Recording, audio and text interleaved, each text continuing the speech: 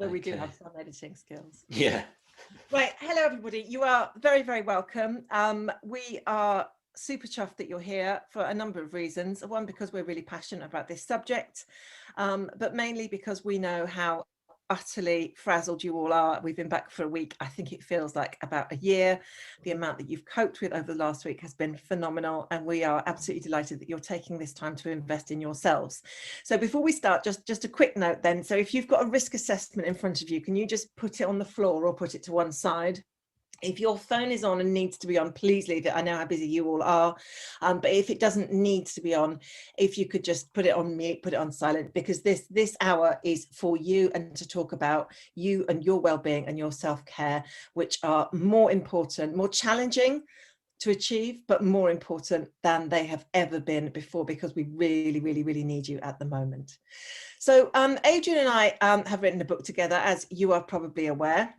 Our book is called A Little Guide to Teacher Wellbeing and Self-Care, and we're very proud of it. It was one of our biggest challenges. I think we will both agree, because it's really, really short. It's a tiny little book, about 2,000 words a chapter, and we had to distill between us about 25 years of research into wellbeing into just this tiny little 6 chapters. But it was a brilliant exercise in actually what we're going to talk about today, which is thinking about what is really important, what can you ditch, and what is really, really important. A little bit of background on me before Adrian introduces himself. I wrote about 4 years ago now a book called How to Survive in Teaching. It is a book which looks at some of the challenges in teaching. I really wanted to shine a light into some of the challenges, having been through, if I'm honest, quite a challenging period myself. But it also looks at through a wide sample of nearly 3,000 teachers and former teachers.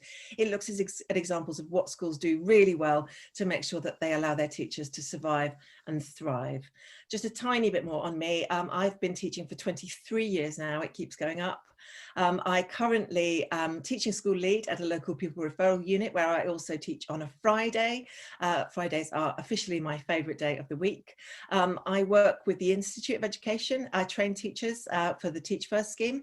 And outside that, I spend lots of time doing things like this, which is my favourite thing of all, which is talking to teachers, researching, talking to non-teachers, talking to head teachers, talking to all sorts of different people about how you can most effectively look after yourself and make your existence, your work, your life sustainable. Adrian, over to you. Hi everyone, thank you for joining us. Got almost 100 people on this webinar. More and more people keep joining, which is great. I'm Adrian Bethune. I'm still a practicing primary school teacher. I teach part-time at a school in Aylesbury. I'm also a wellbeing lead governor at the school. A few months after Emma's book came out, my book, Wellbeing in the Primary Classroom, came out, which looks at what many people call the science of wellbeing, sometimes called positive psychology. Looks at the research and the theory, and then looks at practical ways that you can bring that to life in a typical busy, funding poor primary school. And the reason I'm passionate about mental health and wellbeing is because I retrained to be a teacher in 2010. Before that, I worked in music publishing, and I went through a period of kind of really poor mental health, went through a period of acute anxiety that led to a bout of depression. And through coming through that kind of difficult period of my life, I learnt a lot about mental health and well-being that I just was not aware of before. I think up until that point in my life, my well-being was just a kind of happy coincidence of how I was leading my life. But when things kind of built up and unraveled, everything kind of fell apart for me. So, off the back of that, my mental health and well-being has become the most important thing in my life, because I know without it, and this is from first-hand experience, nothing else really matters. You can have the most loving family in the world, but if your mental health and well-being isn't there, then you can't appreciate them, you can't relate to them, because you're just in this whole world of angst and pain. And I've got a couple of other roles. I'm the Education Policy Co-Lead at the Mindfulness Initiative and the Deputy Chair for the Strategic Board for the Well Schools Movement. If you want to look it up later, it's well-school.org. It's a collaboration of schools trying to put wellbeing at the heart of everything they do, and it's powered by the Youth Sports Trust. Lovely, thank you, Adrian. Just briefly to give you an overview. So our first challenge was to divide the notion of well-being and the well-being of educators. And I want to not use the word teachers in this because I know there are a number of support staff on this call, and your role is absolutely crucial in school. We divided it into 6 broader areas, and you can see those there today. And our biggest challenge whenever we're invited onto any session is to work out which ones to focus on, which are the most important at the moment. And now both of us have been working intensively with teachers up until Christmas, and in the last week we've been working with head teachers, schools, and we've been talking a lot to other people about how they're feeling about what's been happening in the last week or so, and the upheavals and the changes and the exhaustion that everybody's feeling. So on balance, what we decided to do is we decided to focus on perspective. I'm going to start by talking about perspective, that idea of getting the bigger picture and where you and your well-being fit into that picture. And then Adrian's going to talk about agency, but with a link to balance and self-care, and how you can take some really practical, small, meaningful steps to consciously make the effort to put yourself first. So first of all, this bit is all about perspective. So it's about the way we see the world and the way we see our place in that world. And in all of this, we're not just talking about work, we're talking about life as well. So we are, as Mary Myatt often says, we are human beings first, and we are educators second. It's really important to bear that in mind. And sometimes in schools and beyond schools, and when we're working with schools, we can get so lost in the detail, you know, the wood from the trees or the helicopter from the mosaic. You know, we lose sight of that bigger picture. So many of you will have been stressing over online platforms and student responses and how to use chat boxes, and those things cause genuine stress, genuine anxiety. But it's about stepping away, so taking a step back and thinking about what is most important, what will make the biggest difference. So this first slide is a reference to a book called Happiness by Design, which is by Paul Dolan. Now, this book has brilliant reviews. It's been described as changing lives in 48 hours. But what Paul essentially says is that your happiness is not so much about how you think, it's about what you do. It's about the conscious decisions you make and how you choose to focus your attention. So when I was planning this, I was thinking, well, how would this transfer to schools? And there's that lovely analogy of drains and radiators in the staff room. And I'm always slightly wary of these generalizations because I'm sure we can all be drained sometimes. But the drain is the person who gets you down a little bit. You know, you're feeling rough. I'll go right back to the beginning of my career, absolutely shattered. October, just had a half term, and this man, whose name I remember but I won't use, said to me, well, if you think you're tired now, wait till Christmas. So it's the person who, if you're feeling down, they feed the monster. And you think, oh God, yeah, I've got every reason to feel down, to feel wary, to feel paranoid, to feel not good enough. And what Paul Dolan says is that you can choose to turn your attention to the radiators, the people who will give you time to talk about how rough you're feeling and who will then buoy you up. They might make you laugh. They might remind you of something brilliant you've done. They might say something reassuring. They might just, and this has been a massive theme in the last half term, is just bring you a cup of tea in that sort of thought you might be able to do with this kind of way. So what Paul Dolan says is that your happiness is not about how you think, it's about the decisions you make and about how you pay your attention, or what you pay your attention to. So in this context, and sadly, there were dozens of examples I could have used from this slide. I've had the Let Our Teachers Be Heroes from the Daily Mail from the end of the first lockdown. I've had the one about not letting our children down, which was addressed to teachers just before the decision to open all schools on that Monday, which I suspect will go down in history just after Christmas. And then there was this wonderful headline, I am being slightly sarcastic here, where Gavin Williamson said to parents, if you're not happy, just call Ofsted. Let Ofsted know if you're not happy with your school. Now, my first reaction to this was quite measured, actually. I said, if you're not happy, maybe you could contact your child's teacher or your child's school, because they actually do care about your child doing well and being happy. But my second reaction was to actually feel quite angry. And I do think that, you know, we can choose to pay attention to the positive things, but we're also allowed to have a rant sometimes, and we're allowed to have a moan sometimes. And I can assure you that Adrian and I do that as and when we need to, before moving back into the positive things. So this was the headline, and this was just after that period when schools had bust a gut to make sure that they could open on that Monday. So you'll remember. So call Ofsted if remote learning isn't good enough. And then a few people, including myself, I'm quite proud to say, started to say to people, well, actually, why don't you let Ofsted know if you're really happy with your teachers? And then you'll probably have seen it, but it's worth reminding. It's the oh, I've done the same one twice. I apologize hugely. It's the fact that actually Ofsted received over 4,000 emails of praise for schools from parents and from families in the space of 24 hours. Now, the twist to this tale was that Ofsted actually took their email address off their website and said that it was stopping them from dealing with safeguarding issues. But they have signposted people to their parent feedback branch of their site. So please do, if you're a parent yourself, do use that to let Ofsted know how happy you are with schools. So it's about how we flip the negatives and turn them into positives. And we have choices.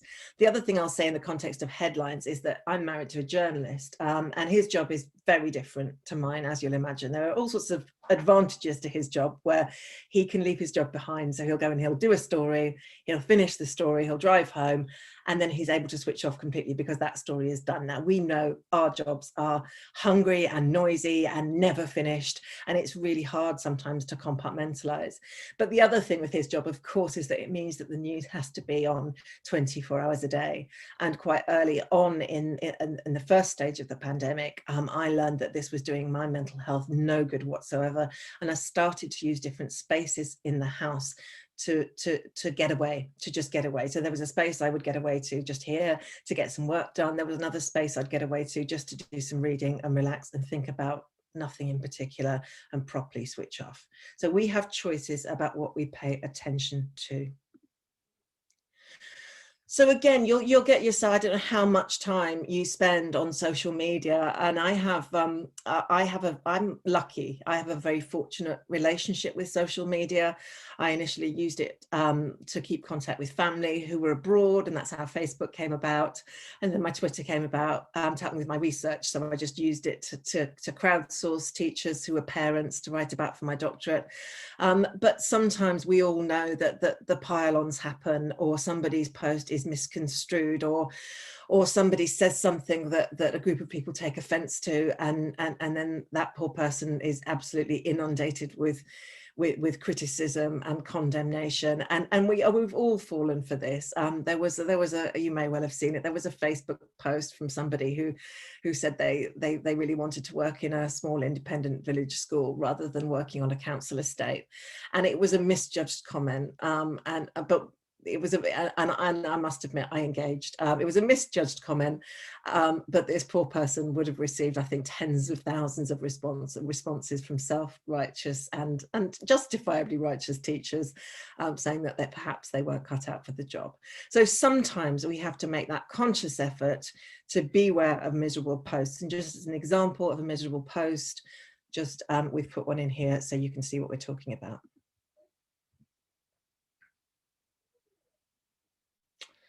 You're welcome. So what we can do instead is we can make that decision to turn our attention not to that imposter syndrome on our shoulder, not to that niggling moment when that parent emailed us to say that we hadn't explained long division in as much detail, but we can choose to pay attention to what nourishes us. And these are different for all of us. So we know that well-being is not a one size fits all, but I thought I'd share 4 of my things that nourish me, even now, even at the moment. This is always a slightly controversial one. I know some people hate baths, but I spend a significant amount of my time in the bath. I started spending a significant time in the bath when I became a parent, because it was the one place where I could escape the demands commands of miss, mum, mum, mum, mum, mum. I'd lock the bathroom door, and now it's become part of my routine. So my hour in the bath of an evening with my audiobook is that time when I just recoup, recalibrate. I never listen to education books or education podcasts in the bath. It's thrillers all the way for me, and it's a time to switch off and just reset. The other thing is that, you know, for years when I was working full time, I hardly spent any time in these woods. Now, this is Chipperfield Woods. I am utterly blessed on so many levels, but I'm utterly blessed to have these woods about 4 minutes walk from my house, and I now force myself 3 times a week to get out into the woods for a couch to 5K run, and I never once regret doing it. And it's one of those things that actually Adrian has encouraged me to do amongst other people, and if I tell people often enough that I'm doing it, the chances are I will keep doing it. The person on the right is my friend Helen. Today I was supposed to be going to see her. We were going to go for a walk on Hampstead Heath. We were absolutely determined. We thought we checked all the rules, and then we realized that that was going to mean a drive and breaking the rules. So we decided not to do that. But we are going to have a cackle on Zoom, because what we do most of our time is we just make each other laugh with the most ridiculous, banal things. And that particular photograph comes from a glamorous evening, uncharacteristically, which I went to, where she, as my sort of consultant adult, chose my dress, and we ended up wearing almost exactly the same dress. I have no idea how this happened, especially since she chose it, but it was all a little bit single white female, and a little bit scary. And then, of course, these two are my children. Before the pandemic, they are always wonderful, but they were the most restless. We all were restless people. You know, we couldn't spend more than a couple of hours at home before. Where are we going? Where are we going? What are we doing now? And so we've got into a bit of a rhythm now. And what we do is we're just quite silly, and we spend a lot of time laughing, a lot of time cooking, a lot of time getting grumpy with each other as well, but a lot of time just existing together. And I must admit, and I've really got to touch wood here, just having them around during the day is something that so far is really nourishing me, even when I do get asked to draw dragons and explain how to multiply fractions about 15 times a day. So it's about paying attention to the things that nourish us, that make us feel human. Now, this video is a clip from Adrian. Adrian interviewed Rick Hansen for his book, his first book, Wellbeing in the Primary Classroom. And this whole idea, it's explained much better by Rick, is that we are, as human beings, we naturally gravitate towards the negative. So my first question, Rick, is on a topic you've written about a lot, but perhaps maybe teachers aren't so aware of. And it's the idea that psychologists have shown that our brains have an inbuilt negativity bias, which can sometimes kind of get in the way of our happiness. But what exactly is the negativity bias, and why do we have it? Yeah, I think just about everybody, including teachers, has a sense of the fact that as you go through the day, the positive moments tend to slide right over you, but the negative ones tend to stick. And there's a lot of research about the brain's evolved negativity bias. I say it's like having a brain that's Velcro for the bad, but Teflon for the good. Mm-hmm. So a child, let's say, going through a day, will have all kinds of little successes, but will sort of obsess about that one failure, or maybe have lots of positive interactions with other kids. But then the one weird interaction with a kid on the playground or in the classroom really tends to stick. So the reason for that is that our ancestors, as the nervous system evolved, needed to both avoid sticks, quote unquote, like predators, and they needed to get carrots, quote unquote, like food. But the difference is this: if you fail to get a carrot today, you're going to have a chance of one tomorrow. But if you fail to avoid the stick today, whack, no more carrots forever. Mm-hmm. And I find from a practical standpoint, as someone who's spent a lot of time in school, so I worked with a lot of children, I've been in a lot of classrooms, not as a classroom teacher, but as a school psychologist and a psychologist in general. And one thing I've really seen is that kids get the negativity bias. They understand it. And it's a really useful piece of information for them. Okay. So to summarize what to do about it is to do things like you explore in your own excellent work, which is tilt deliberately toward noticing good things, factual, authentic good things, usually small good things. And then when you notice them out in the world or in yourself or with other people, take a breath or two or three to dwell on them, savor them, enjoy them, stay with it. If you have a new idea, help it sink in. If you have a sense of strength in your body, let it sink in. If you feel connected with your friend, your grandmother, your cat, let it sink in. And in so doing, by tilting in that way, you just level the playing field. Because Mother Nature is tilted toward short-term survival, but really against long-term quality of life, long-term positive relationships, and long-term physical health and longevity. So what really stuck out in that for me was the human beings being Velcro for the bad and Teflon for the good. And it's quite reassuring to know that there is actually a reason for that. It's quite reassuring, isn't it, to actually think, well, this is how human beings evolved. And if you didn't get a carrot, then you could always get a carrot tomorrow. If you didn't get a stick, then there'd be no more carrots ever.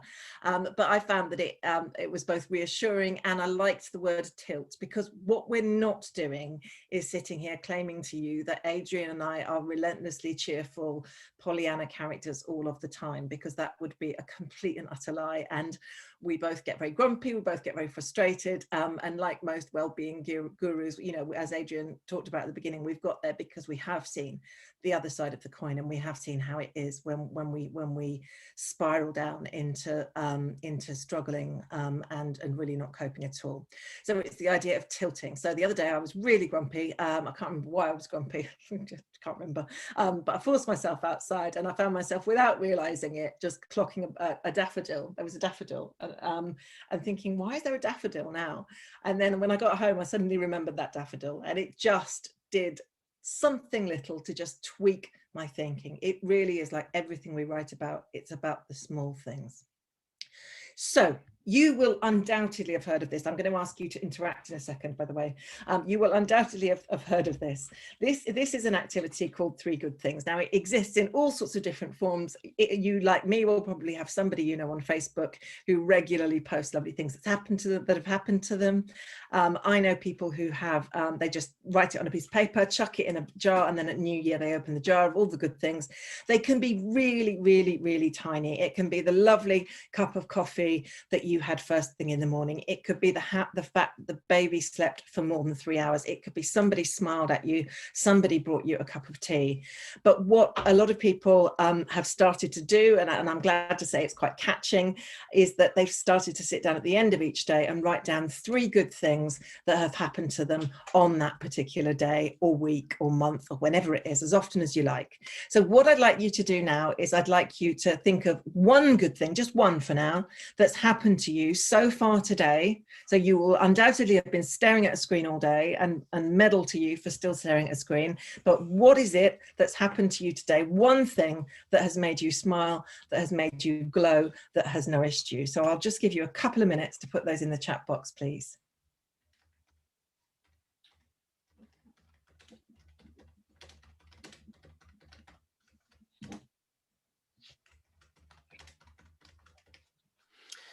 Do you want me to start reading some out, Emma, as they're coming in? That'd be brilliant. So we've got Murphy, my dog, rolled on command. So teaching a dog new tricks. I wonder if it's an old dog. Sold something on my side craft business. So someone's getting creative and also making some money, which is great. My one, which I added, was jumping for 10 minutes just with my son. Eli is 5 years old, on our trampoline.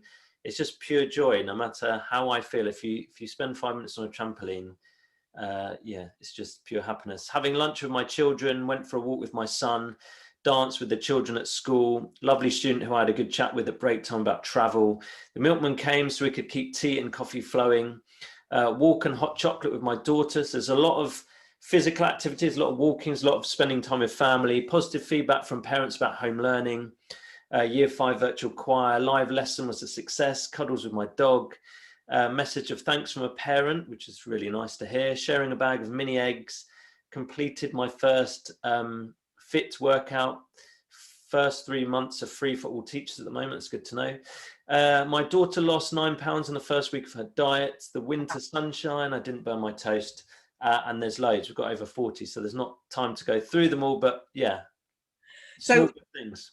wonderful. And what a lot of schools have started to do is actually integrate those into their routines. So we used to, at the school I was at previously, we used to have blossoms at the beginning of every meeting. Every meeting for any group of staff, we would go around the table and somebody would just give a blossom, which was the same thing as a good thing, a lovely thing that had happened. And it just tilts that mindset towards the positive. And actually, you know, I'm even more passionate about this because in our system, in our school system, we do tend to operate within a deficit model. So by that, I mean, if you get your lesson feedback, you've been observed, you know, whether you've been graded or not, and I hope none of you are being graded anymore, but whether you've been graded or not, you get your feedback. What do your eyes do first of all? Well, I'm going to admit that in my case, they go straight to the EBI, straight to the areas for improvement, straight to the even better if. So I'll skirt over the good and move on to the bad. And one of the things that our senior leadership team at Aspire do is when they observe somebody, they will get them to actually identify something that was brilliant about that lesson. It might have been one question, it might be a relationship, it might be a resource, and actually get them to spend time on that conscious competence, you know, that really taking credit for what they did well, thinking about what they did, how they did it, how could they replicate it in another context. So really dwelling on that good. So less of the committing harry-carry when the exam results aren't as good as we hope they will be, and more of the look at this child who came in year 8 with not a word of English and left with a grade 9 in English at the end of year 11. True story. So why focus on positive emotions? Well, actually, there is this whole theory of positivity, which means that, and if you attended the DFE Wellbeing for Education, this came up here as well, is that when we are feeling happy, when our well-being is topped up, when we are feeling nourished, we are more creative, we are more open to ideas, we're more receptive, we're more productive. And when we feel stressed or anxious, we spiral into this negative. And again, I can be totally honest about this. You know, at the beginning of the pandemic, I pretty much spent 3 weeks in bed. What was the point in getting up? Then I finally managed to get up, get myself dressed, and I couldn't concentrate. You know, all of the things I used to be able to do, I couldn't do them. I'd sit down to design a PowerPoint on well-being, I have no ideas. I'd start reading a book and I wouldn't get past the second page. And this is actually natural, it's normal, it's a reaction to the pandemic, it's perfectly understandable. But actually, if we can tilt ourselves towards the positive, it has an impact on our relationships, our confidence, our sense of self, and above all, in this context, the way we do our jobs, because we believe that happy teachers make the most effective teachers. Now, this is my final main section, then I've just got a resource I want to share with you. So this is a book, this comes with a slight warning. There is a reference to death, which will be pertinent to, tragically, more and more people than perhaps it would have been a few weeks ago. So if it is particularly sensitive, feel free to switch your camera off, distance yourself for a moment. But it is an uplifting book, and this is by somebody, a nurse called, a palliative care nurse called Bronnie Ware in Australia. And what she does is she works with patients who are at the, as it sounds, as it suggests, the title, at the end of life. And what she did over a period of years is she spent a lot of time with those patients, talking to them about their biggest regrets. You know, she found that they would raise the topic about what they wished they'd done more of. And she thought, right, okay, what can the rest of us learn from this? And I find these extraordinarily powerful. So the first regret is, I wish I'd had the courage to live a life true to myself. Now, this is an interesting choice of words, and I find that each time I look at this particular regret, it means something slightly different to me. So there's no single interpretation of this, interpret it as you will.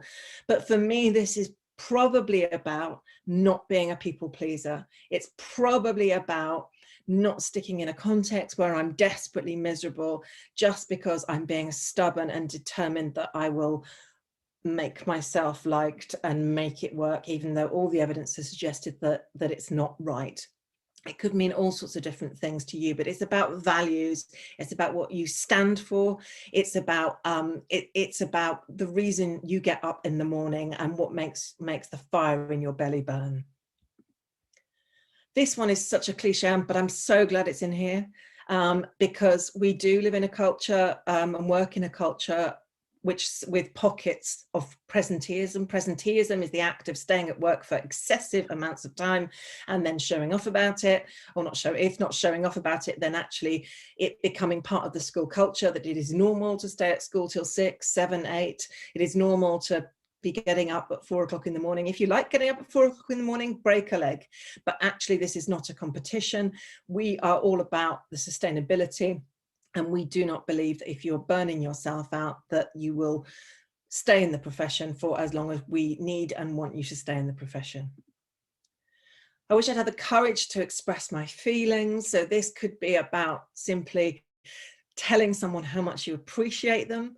You know, Adrian does a lovely activity in one of our sessions where he gets you to actually text someone and tell them how much you appreciate having them in your life.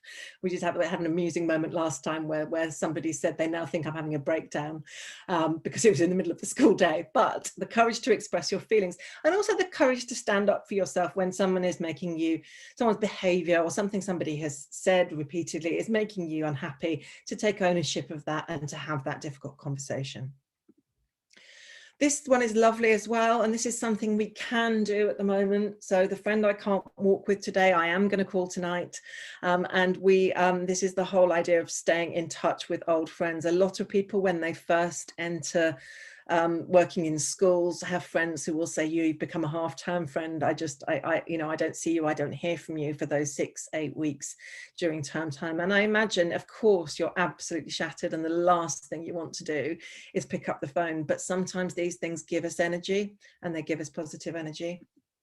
And then I wish I'd let myself be happier. So this is this whole idea of not giving ourselves too hard a time, and giving ourselves credit for the brilliant things we're doing, and allowing ourselves to just be.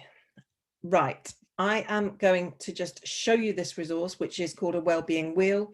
Really powerful exercise to do yourself or with your staff, where you look at where you are on this wheel in terms of purpose and values, perspective, workload, and so on, and look at how even that is, and look at small steps you can take, tiny steps, to get from one place to another.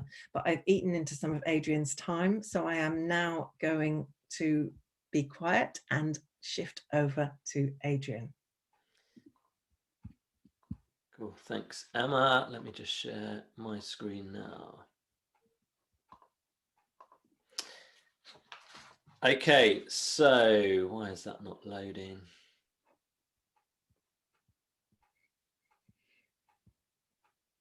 We had technical issues 5 minutes before opening up, and now it seems to be coming back. How weird. Okay, let me just restart PowerPoint. Lovely, perfect timing. Okay, what I'm going to be talking about is balance and self-care. And I'll just start talking about my first slide, which is about stress, really, because stress is something that it gets a bad reputation. It can definitely get in the way of our well-being. But, you know, not all stress is bad. In fact, there's a psychiatrist or neuroscientist called Dr. John Ratey, in his book called The User's Guide to the Brain, says that stress is a normal byproduct of living. It's like the wear and tear on your car. So the more that the more you drive your car, the more miles you clock up, the more you turn and brake and accelerate, all of that has a natural wear and tear effect on your car, which means you need to regularly kind of maintain your car. You need to take care of it. And it's the same with our minds and bodies, that living has a wear and tear effect by just normal everyday stresses. So if you get up in the morning, you've got like a young family, you're taking care of them, you're going to school, you're doing your job, all of that has a natural wear and tear effect. And that is completely normal. That is just life. So that's normal stress. Then there's actually good stress, and the name for that is eustress. And typically what researchers show is that when we experience mild to moderate levels of stress, that's typically the kind of sweet spot of stress. It's where we're most likely to experience a psychological phenomenon called flow, which a psychologist called Mihai Csikszentmihalyi has done a load of research about and written books on the topic. And this is where we're kind of in the zone. It's where our abilities, our capacities are kind of stretched to their limits, but we have the inner and outer resources to kind of cope with that kind of stress. And it feels good actually to experience that good stress. and it actually boosts our well-being. Csikszentmihalyi's research on flow shows that the more regularly people experience flow, the higher their levels of psychological well-being, higher their levels of subjective well-being. They tend to be healthier, they tend to be more successful in life. So we've got normal stress, we've got good stress, and then we've got the kind of ugly stress, the bad stress, which is chronic stress, which is where we are stressed for prolonged periods of time without giving our minds and bodies the chance to rest and recover. And the important thing about that is that we can actually, like, human beings are generally quite a resilient kind of animal, and we can withstand quite acute, intense periods of stress. I mean, if you look at what the phenomenal things people in kind of intensive care units are doing right now, they are under immense and intense pressure. The problem is when that pressure is for prolonged periods of time without the chance to rest and recover. It's the absence of rest and recovery that does the damage. So what we're going to do now is become more aware of our stress. And the reason this is important is it links to, well, there's two things. It links to what Emma was saying about perspective, because research shows, and I'm quoting from a book here called Full Catastrophe Living by Jon Kabat-Zinn. He cites Martin Seligman, who's a positive psychologist. Professor Martin Seligman studies on optimism and health. And he says it's not the potential stressor itself, but how you perceive it and then how you handle it that will determine whether or not it will lead to stress. So we've got perspective on stressful situations that makes the fundamental difference rather than the stressor itself. Also, by becoming more aware of stress in our lives, why would being more aware of how stressed we are help? Well, Jon Kabat-Zinn says by becoming conscious of our options, so this is how it links to agency, by becoming conscious of our options in stressful situations and by being mindful of the relevance and effectiveness of our responses in those situations, we may be able to exert considerable control over our experience of the stress and thereby influence whether or not it leads to harm. So this is a really important thing. By becoming more aware of the fact that stress is building for us, we then have greater choice, because with awareness comes choice. Like Emma said, with positive emotions, we see more options open to us. We become more flexible in our thinking. So again, I'd like you to use the chat box for this and share what are your stress indicators. So these are typically things that show up in your body that let you know that you're stressed, and sometimes your behaviors as well. So for me, when I become more irritable and less patient, that is a sign that I'm under more pressure and stress. If I'm really stressed, I lose my appetite. Some people eat more. My sleep starts to be affected. If I'm really stressed, I find it easy to get off to sleep, but I might wake up at 2 a.m. and my mind is just churning. And I typically get tension in my neck, and it doesn't matter how much I roll my shoulders or kind of give myself a bit of a massage, there's just tension there. So in the chat box, just share, and the reason we share these is because, one, we start to see similarities and we start to realize that we're not alone and we're not kind of freaks by having these indicators. But yeah, let's just share some of your stress indicators in the chat. And if you could read some out, Emma, that'd be great. Yes, of course. We've got headaches, we've got palpitations, we've got lack of sleep, sleep disturbance. If you read Education Support Partnerships Wellbeing Index, come up again and again. Tension in stomach, sleep again, grinding teeth, not able to switch off. So that noise, that almost, I always think of it like that white noise in your brain, which gives you a headache. Migraines, tight shoulders, absent-minded, forgetfulness. Headaches again is a very common one. Crying, and people of both genders actually have said this repeatedly in these sessions. They're actually becoming quite tearful, irritable with your kids, so the people who love you most, because of course we can take it out on them, can't we, because they won't give it back because they love us, and that over a period of time can become very damaging. Feeling of panic, I think lots of people are feeling like that at the moment. The chimps are out, aren't they? Waking at night and not being able to get back to sleep, feeling emotional. Lots and lots of responses here. We will save this chat. Okay. We can probably share the chat alongside the recording if people want to see it. Okay, cool. Thank you for that. And a lot of them, headaches, tension. a lot of our stress shows up in our body, which is why, just to say, this activity comes from a mindfulness course. And one of the reasons part of mindfulness training is about not just meditation, not about, focusing on your breathing. It's about tuning into your body regularly, because when we live in these kind of fast-paced, busy lives, particularly in our heads all the time with those constant churning of thoughts, we become almost detached from our bodies. We are not aware of our bodies, and we're not fully present in our bodies. And our bodies are giving us so many clues about how we are actually feeling. So tension in the neck, headaches, grinding teeth, all of these are signs that something is out of kilter and we need to do something positive about it. Now, the downside is typically we respond in habitual, unhelpful ways, because when you're stressed, tired, depleted, you go for like the path of least resistance. And for me, some of my kind of unhelpful actions in response to stress and they compound themselves. So I typically stay up late, even though I'm having kind of poorer quality sleep at night. Whilst I'm staying up late, I'll eat more junk food and I'll watch rubbish TV, things like Love Island or Made in Chelsea. So stuff that is not going to nourish my soul. It's not going to make me kind of handle the stress any better necessarily. It just makes me feel crap about myself and more tired. And sometimes I'll work more and then cancel plans. Maybe if I've arranged a socially distanced walk with a friend, I might say, look, I'm really tired, I'm sorry, I don't feel like it, even though that might be exactly what I need to do that evening.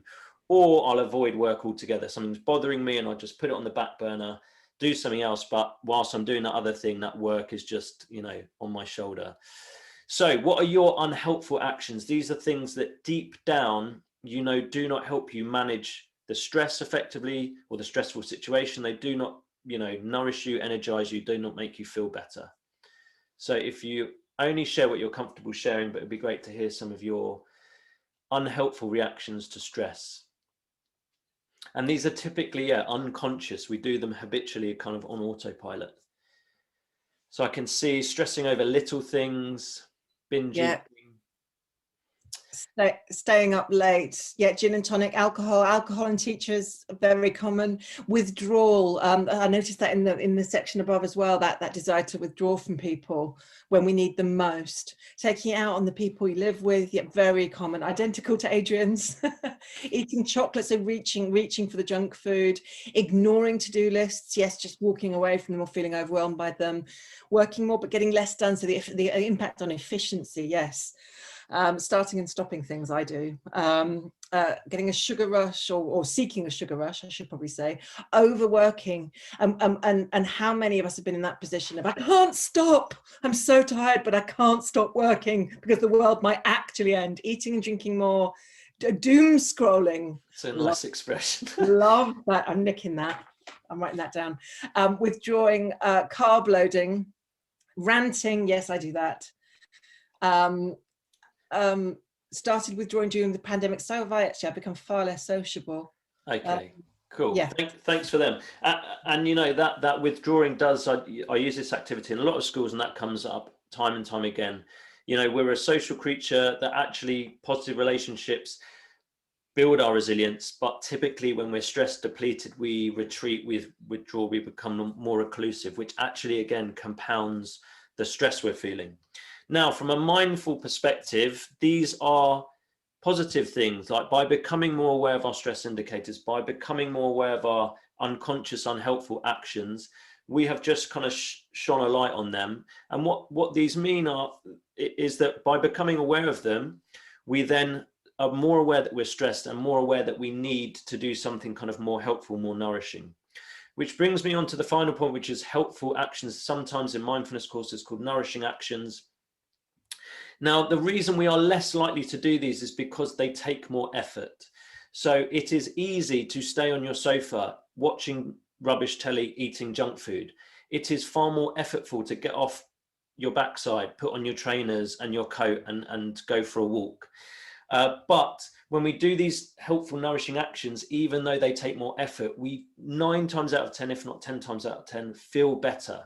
We feel better about ourselves. We feel better about our lives. Going back to Emma's slides, it widens our perspective, because if we do, say, some physical activity, we experience positive emotions typically through the release of endorphins and dopamine. And suddenly, you know, we might get a greater perspective on our problems and able to handle the stresses in our lives more effectively. So look, some of mine are as follows. Going for a walk, like Emma, I live in Hertfordshire, lots of green space. Literally as soon as I leave my front door, I feel better. It's like, I feel more, you know, stress melt away. And again, like Emma, I've got 2 young kids at home that might have something to do with it. But even if I go for a walk with them, just getting outside, you know, getting away from the cabin fever. Play football, not really possible at the moment because outside sports are kind of cancelled, but in normal times, playing football, being physically active, meditating, cooking food from scratch, talking with my wife. And what I mean by that is if I'm irritable and grumpy because I'm feeling stressed, if I just say to her, look, Sam, I'm really sorry if I'm a bit grumpy at the moment, but I've got this, and this on, this is happening at school. It immediately diffuses the tension between us, and no longer does she feel like I'm irritable with her, but she's becomes a lot more understanding, and we got on much better. And again, stop cancelling plans and working more, but actually getting out and seeing friends, going for a socially distanced walk. Even better if it's someone that doesn't work in education, because again, you get that perspective that there's a whole world out there that exists.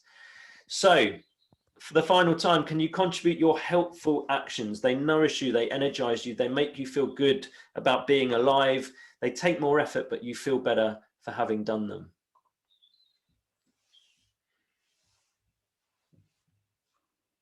So what have we got, Emma, as they come in? So we've got talking to people, gardening, exercise, sticking to an exercise plan.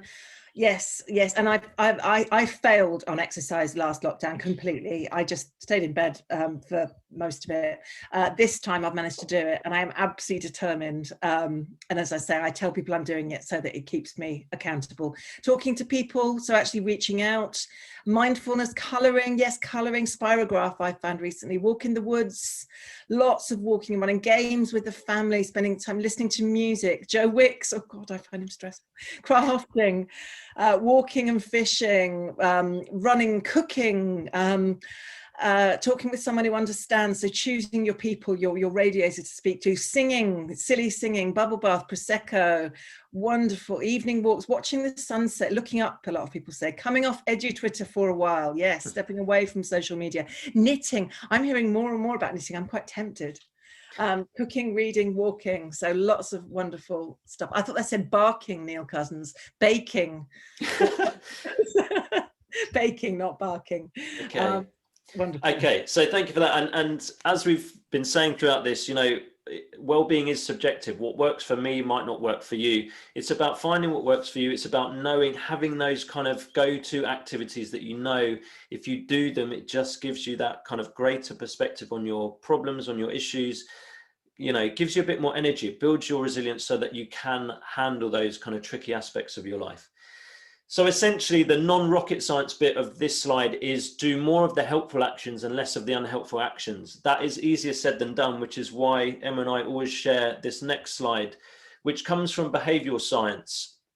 Specifically comes from the UK Behavioural Insights team, who study human behavior and habits. And essentially what they say is, you know, we don't get rid of habits, we simply replace old ones with new ones.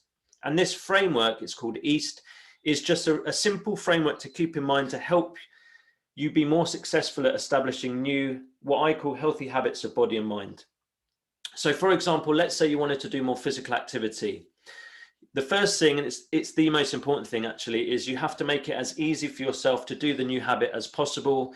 So if you wanted to go for a walk or a jog every day, just, you know, literally around the block, 15, 20 minutes, make sure that the clothes that are laid out for you first thing to put on in the morning is your gym kit, so that, you know, you put your trainers on, you put your leggings or your shorts or whatever you wear on. It just means you're far more, you've just made it easy for yourself to just step out that door and just go for, you know, jog or walk around the block. Conversely, if you want to stop doing a habit, make it as hard for yourself as possible to do that habit. So my junk food one is simply, when we do the weekly shop, do not buy junk food. It sounds obvious, but if it's not in your cupboard, you've made it harder for yourself to eat junk food. I have to physically go to the corner shop near me and buy it, which means 1, I'm less likely to do it. 2, I've actually had to walk 10 minutes there and 10 minutes back. So I've got some physical activity, so I feel less bad about eating Maltesers. The next thing is attractive. It has to be appealing to you to do that new habit, otherwise you're not going to do it. So for physical activity, remind yourself of the health and well-being benefits of being physically active. You're going to be healthier, you're going to be less prone to illness, you're going to boost your immune system, you're going to feel happier, going to increase your body image. The other thing is you could treat yourself to some new trainers, a new bike. You're more likely to want to use that new equipment, and it takes roughly 8 weeks to establish a new habit. Social is that we're a social being, we're a social creature. We're far more likely to do something if other people are doing it. So I know it's difficult at the moment, but if you join a club, join a class, so I've got my weekly football on a Thursday. When that is up and running, I always turn up because it's the social aspect as well as the physical activity. My teammates become my kind of positive peer pressure mates. So if I say I'm not going to turn up, then I get loads of texts back basically pressuring me to play. The other thing is, if you commit to someone that you're going to do something, you massively increase your chances of following through and doing it. And there's good research with this in quitting smoking. If you promise someone that you're going to quit smoking, you increase your chances of actually quitting. And finally, timely. We are shaken out of old habits when we experience major life changes, such as getting married, moving house, having a baby, changing jobs, global pandemics. And they're opportune times to establish new habits. And the other aspect of timely is if you make those nourishing activities, so just to go back, if you make those helpful actions just part of your daily routine, so they literally become habitual, you don't have to think about it, you're making it easy for yourself to do it. So it might be first thing in the morning, alarm goes off. What I used to do was meditation was the first thing I did when I got up in the morning. Then I'd have my shower, then I'd have my breakfast, and that was just part of my routine. So yeah, bear East in mind in any new habit you want to establish. Make it easy, make sure it's appealing to you, see if you can do it with others if possible. I know a lot of exercise classes have gone online, and make it timely. Like, use this global pandemic where we're kind of not in our usual routines to establish new habits and new routines.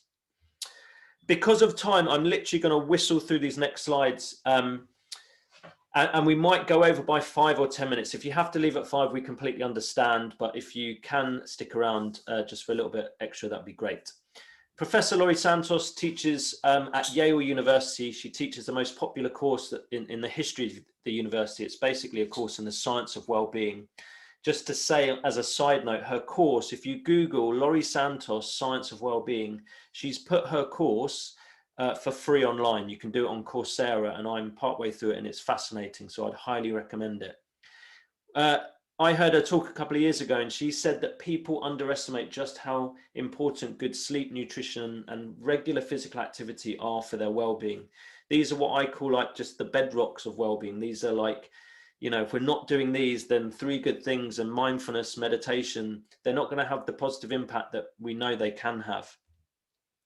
So of all of the stuff that I've read on sleep, diet, and exercise, I've tried to distill it into just 5 key points, but I will signpost you to a really good book at the end. In terms of improving sleep quality, don't stress about sleep. If you are, you know, having disturbed night's sleep, the worst thing you can do is start to stress about sleep and start to kind of ruminate and start to storytell about how difficult the next day is going to be because of your lack of sleep. Just try and be as calm and relaxed about poor sleep whilst it's happening, because, you know, sleep, we have to create the right conditions for sleep. We can't force ourselves to sleep, and one of the best ways is being as calm and relaxed as we can. Reduce stimulants, so caffeine before, like a few hours before bedtime, and even alcohol is not great. It does, even small amounts, disturb sleep. So reduce stimulants wherever you can. Keep your bedroom really dark and nice and cool. Our core body temperature drops in the evening because it's preparing our bodies for sleep. So if our bedrooms are really hot, it makes sleep more difficult. Create a relaxing routine leading up to sleep. So get off social media. Read a good book, have a bath like Emma does, anything, whatever works for you to relax you. Vigorous activity before bed is not a good idea. A gentle stroll around the block is fine. And keep active in the day. The studies show the more physically active we are in the day, the better we sleep at night. And also, if we get out early, we get exposure to natural light, which kind of sets our circadian rhythms. which, yeah, basically tunes our minds into when we should be awake and when we should be asleep. Improving nutrition. Dr. Rangan Chatterjee, whose book I'm going to signpost in a minute, says about eating the rainbow. Essentially, just try and get as much colour in your diet as possible from natural produce. The opposite, flip side of that, is try and reduce processed foods. So processed foods are anything with essentially 5 or more ingredients, because they're generally not very good for us. Resist sugar in the staff room and at home. It feels good in the moment, but it basically gives our brains a huge glucose spike and a crash, which affects our concentration, also affects our mood. Keep hydrated. You know, we're 60% water, brains are 75% water. We need to keep regularly topped up. And graze on healthy snacks. You know, I'm a grazer, and I've got unsalted nuts in the cupboard because that is my go-to snack, or hummus, or just things like that. And finally, regular activity. Move often. So like, I'm often in this little garden office sat down, and I've got a smart watch activity thing, and every hour it buzzes me and says, try standing up. And it's just the prod I need to kind of get up and get moving. Try and walk at least 30 minutes a day, because the research shows that that's what we need to, as a minimum, to keep things kind of topped up. Do sports and activities you enjoy. That's the attractive element of East, because otherwise you're just not going to do it.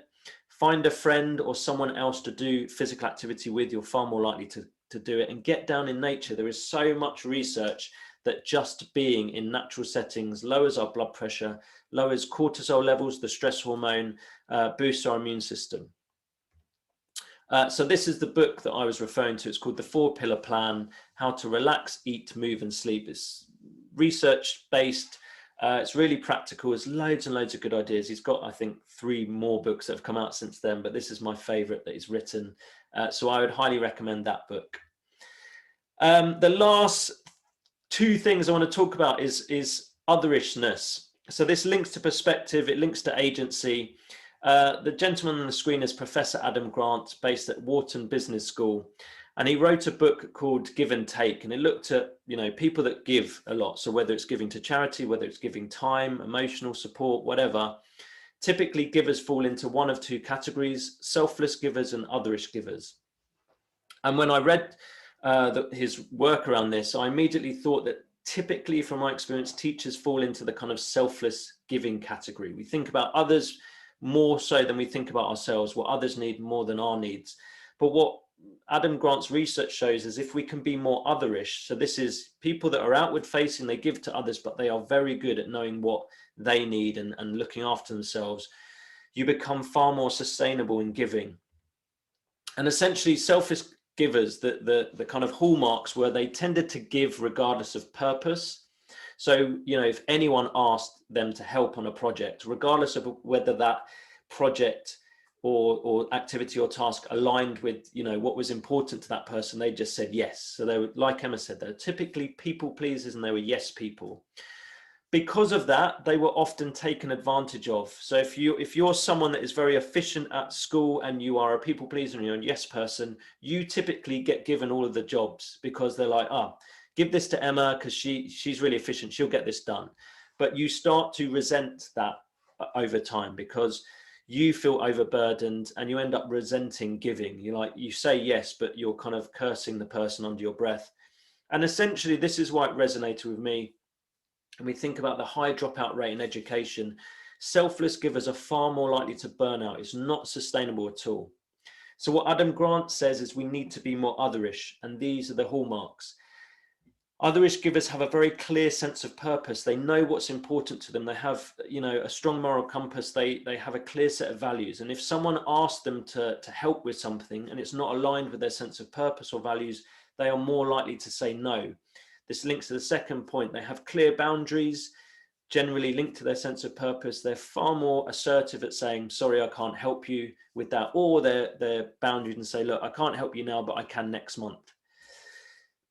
Otherish givers are also very attuned to themselves and their own needs. They know when they need to rest and recover. And if you remember right at the beginning of my talk, I was talking about stress, and prolonged period of stress without the periods of rest and recovery is what leads to kind of burnout and kind of ill health. So otherish givers know when they need to kind of rest, recover, nourish themselves. And because of that, and because they typically have healthy habits of body and mind, their giving is sustainable. Adam Grant says that otherish givers give to more people over a longer period of time than selfless givers. So there's that cliche, I don't really like it, but self-care isn't selfish. I much prefer this term otherish. So I'm thinking about others, but it's ish. I'm also thinking about myself, what I need so that I can give more to other people in the long term.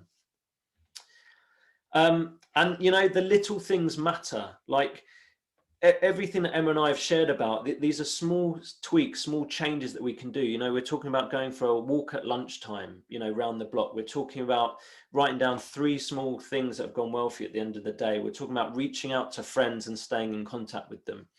And I'm reminded of this study from the 1970s. It was in care homes in America. And essentially what they did, they gave elderly residents in a care home a plant. And they were split into 2 groups. One group were told, look, here's a plant for your room. Don't worry about taking care of it. Your carers will do that. It's just to brighten up your room. And the other group of residents were told, this is your plant. You need to take care of it. You need to feed it. You need to water it. You know, it's your responsibility. And they tracked the well-being of these residents over time. And what they found was kind of the group that had to take responsibility and ownership of the plant not only showed improvements in their physical and mental health. On average, they lived longer too than the group of residents that just had to, you know, enjoy looking at the plant.